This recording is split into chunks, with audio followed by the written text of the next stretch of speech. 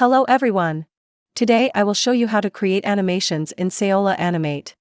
Creating animations is the most important and exciting part of the application. An animation is composed of two keyframes, which define the starting and ending values of a property animation. In Saola Animate, there are two main ways to add keyframes, manually and automatically. First, let me show you how to manually add keyframes. When the auto keyframe mode is off, you can use a small diamond next to most of the property values in the Properties pane to add keyframes. Position the playhead to a different point of time. Add another keyframe for the same property, and change the property value.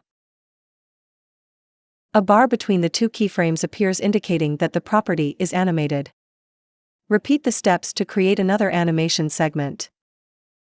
You can also add a keyframe and change the value in the timeline pane. In Saola Animate, you can copy an animation segment on the timeline and paste it at the playhead position. Select a keyframe and change its value if needed.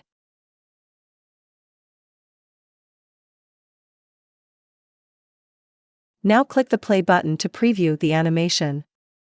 Note that the animation segments you've created automatically contain transitions that allow an element to gradually change from one state to another over the course of time. If you don't want the animation transition, you can remove it by right-clicking the segment and select Remove Transition from the context menu. There will be an instant change in the property value.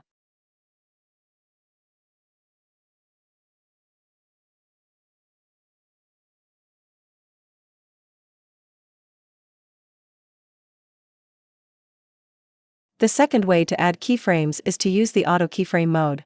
This mode allows automatically generating keyframes when you change any property value.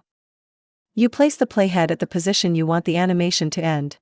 Change the value of any property.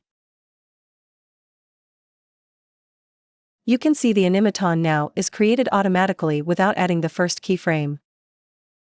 Here is what we got.